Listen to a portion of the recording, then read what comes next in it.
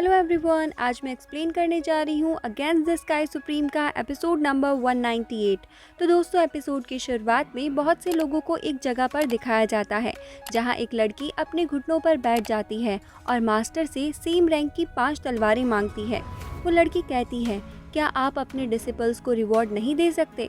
हमें देने के लिए गोल्ड, वाटर, वुड, फायर और अर्थ, ये सभी बेस्ट ट्रेजर फ्लाइंग स्वॉर्ड होंगे। उसकी ये बात सुनकर वहाँ खड़े बाकी सब लोग उसे देखते रह जाते हैं कि उसने ये क्या कह दिया। तो दोस्तों, चैनल के रेगुलर अपडेट्स के लिए अगर अभी तक आपने चैनल को सब्सक्राइब नहीं किया है तो जल्दी से जाकर चैनल को सब्सक्राइब कर लीजिए और बेल आइकन को भी प्रेस कर लीजिए।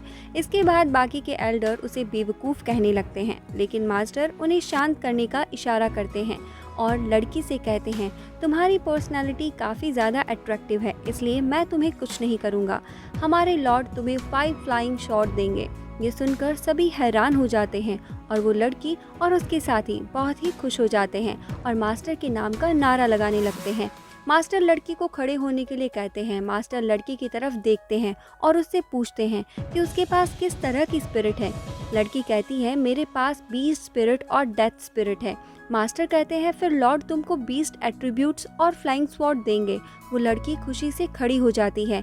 वहीं बैठी एक एल्डर सोचती है कि इसने उनके ना होने पर ये क्या कर दिया। दोस्तों, इसके बाद मास्टर बाकी के डिसिपल्स से थोड़ी देर वहीं पर रुकने और वेट करने के लिए कहते हैं ताकि वो उन सभी के लिए रिवॉर्ड लेकर आए। फिर मास्टर वहाँ से रिवॉर्ड लेने के लिए टेलीपोर्ट हो जाते हैं।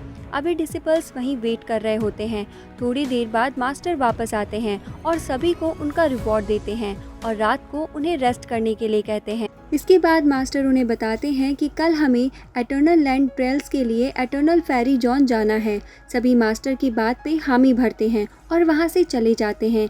इसके बाद अगले दिन एटर्नल लैंड के बाहर सभी को दिखाया जाता है। एक लड़की सभी को लीड कर रही होती है और कहती है, टैनियन का ओल्डर ही चीफ ओल्डर होगा और उन्होंने जो कहा है उसी को मानते हुए सबको आगे बढ़ना होगा। इसके बाद वो सभी से ये भी कहते हैं कि जो भी उनकी बात को नहीं मानेगा वो मारा जाएगा। इसके बाद सभी अंदर चले जाते हैं। अंदर जाने के बाद वो लड़की सभी से कहती कि यहाँ की एटर्निटी लैंड हमारी वैली की मेटेराइट्स की तरह है। ये जगह हमें कहीं भी खत्म होती नजर नहीं आ रही है और हमें यहाँ पर 10 माइल्स की रेडियस में टेस्ट देना है। ट्रायल एरिया का परिणाम जायंट स्काई क्रैपर से डिफेंडेड है, इसलिए तुम सभी फॉर्मेशन एरिया को मत छोड़ना। यहाँ तुम सभी सेफ रहोगे और ट्रायल जोन के बीच में एक गहरी खाई है। मुझे नहीं पता कि वो कितनी लंबी है और कितनी गहरी। तुम सब ऐसा भी समझ सकते हो कि उसका कोई अंत नहीं है। ये जगह एंशिएंट टाइम में गॉड्स के सेकंड बैटल की जगह हुआ करती थी। यहाँ बहुत से रहस्यमयी चीज़ें हैं, इसलिए इसे बरियल पिट भी कहा जाता है। गहरी खाई के अलावा यहाँ मॉन्स्टर्स हैं और सेकंड स्टेज में मॉन्स्टर किंग्स के अलावा तुम सभी को और किसी का सामना नहीं करना पड़ेगा। तुम सभी अपने दिमाग में ये बात याद रखना कि ये खाई सिर्फ तुम्हारा ट्रायल होगा। फाइनल प्लेस वो जगह है जिसके लिए तुम सभी को चुना गया है। कल्टीवेटर के एरिया में तुम सब जितना अंदर जाओगे वहाँ की शक्ति उतनी ही बढ़ती जाएगी और वो ताकत लोगों के आत्म को खत्म करने के लिए काफ़ी होगी। कुछ समय पहले बहुत शक्तिशाली विजार्ड भी अंदर गए थे, लेकिन तब भी बहुत लोगों की मौत हो गई थी और बचे हुए लोग चोट लेकर ही बाहर आए थे। जो लोग भागकर बाहर आए थे केवल वो ही लोग बच पाए थे, लेकिन वो सब भी काफ़ी कमज़ोर हो गए थे। बाद में बहुत समय तक यहाँ का अवलोकन किया गया। यहाँ केवल earth level salt purification level के सेकंड लेवल तक खाई की बेहतर जगह मानी गई। इसे सुलझाने के लिए देवताओं ने भी खुद की जानें दे दी। तभी एक लड़की कहती है, तब तो ये बहुत ही मिस्टीरियस है। मास्टर कहती है, हाँ, ये जगह बहुत ही ज़्यादा मिस्टीरियस है। फिर एक लड़का कहता है, क्या आप बता सकती हैं कि ये जगह ऐसी क्यों है और लोग इसे जानने के लिए इतने उत्सुक क्यों हैं? जिसके बाद मास्टर उन्हें आंसर देती है कि लोगों को इसके रहस्य के बारे में पता लगाना था।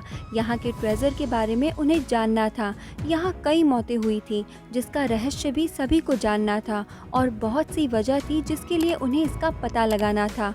और बताती है कि 80,000 साल पहले उनके क्लेन के एक ग्रेट डिसिपल को वहाँ से डिवाइन स्वॉर्ड जो मिला था।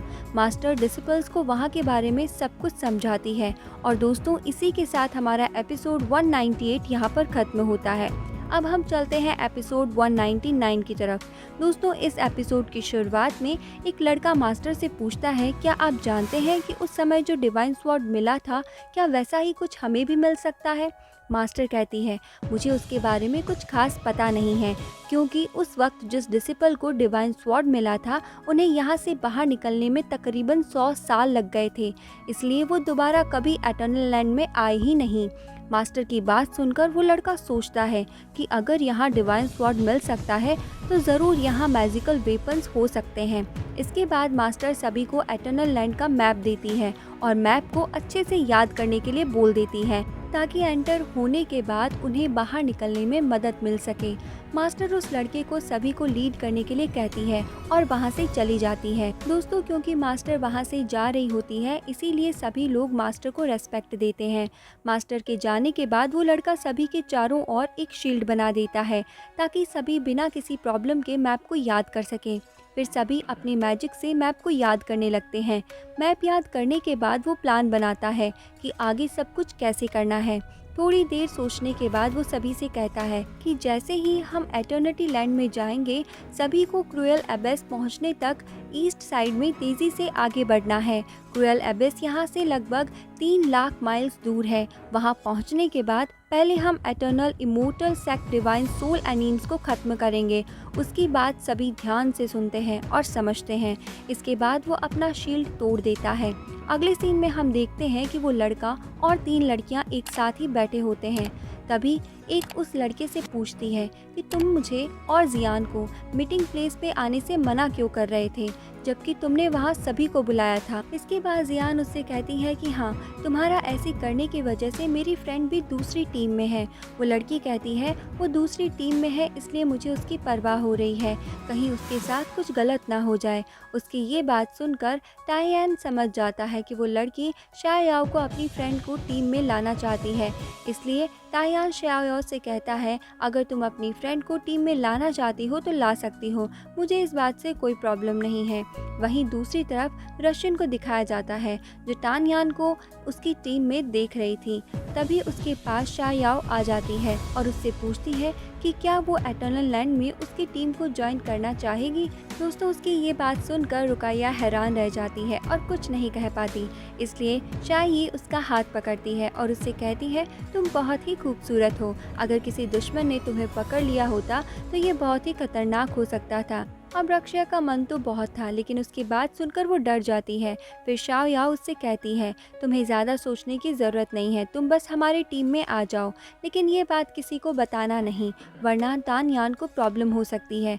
इधर कुछ लोग तानयान के लिए खाना लेकर आते हैं और उसे उसकी जीत के लिए बधाई भी देते हैं और कहते हैं, तुम्हारे लिए और भी खाने की चीज़ें हैं, लेकिन हमारे हाथों में बस इतना ही आ पाया। अगले सीन में हम देखते हैं कि सभी डिसिपल्स एटर्नल लैंड में जाने के लिए एरिना में खड़े हो जाते हैं और ऊपर से सभी मास्टर्स उन्हें देख रहे होते हैं। तभी वहाँ पर मास्टर आते हैं और उनसे कहते हैं कि आज एरियाना में बहुत पावरफुल डिसिपल्स मौजूद हैं। सभी मास्टर्स को तुम सभी से बहुत उम्मीद है, हमें भरोसा है कि तुम सभी लैंड ऑफ एटर्निटी में अच्छा परफॉर्म करोगे। इसके बाद मास्टर उनसे पूछते हैं, क्या किसी को एटर्नल लैंड में जाने से डर लग रहा है? सभी जोर से चिल्लाकर कहते हैं, नहीं, हमें बिल्कुल भी डर नहीं लग रहा। वो सभी डिसिपल्स एटर्नल लैंड में जाने के लिए काफ़ी एक्साइटेड होते हैं। दोस्तों, इसके अगले सीन में सभी डिसिपल्स और मास्टर फ्लाइंग बोट में एटर्नल लैंड जाते हैं। वहां पहुंचने के बाद सभी अंदर जाते हैं। एटर्नल लैंड के गार्ड मास्टर को रेस्पेक्ट देते हैं और कहते हैं, हमारे पैट्रियार्क का आदेश है, हम यहाँ का गेट केवल सनसेट के बाद ही खोल सकते हैं, और इसके लिए वो मास्टर से माफ़ी मांगते हैं। लेकिन मास्टर को उनकी बात सुनकर गुस्सा आ जाता है और वो कहते हैं कि क्या मुझे अंदर जाने के लिए सनसेट का वेट करना होगा? गार्ड कहते हैं, प्लीज़ आप हम पर गुस्सा ना करें, हम सिर्फ अपने पैट्रियार्क के आदेश का पालन कर रहे हैं। और इतना कहकर वो वहाँ से चले जाते हैं। और दोस्तों, इसी के साथ ये एपिसोड यहाँ पर ख़त्म हो जाता है। अब हम मिलते हैं नेक्स्ट एपिसोड के साथ नेक्स्ट वीडियो में। तब तक के लिए bye bye, take care and thank you.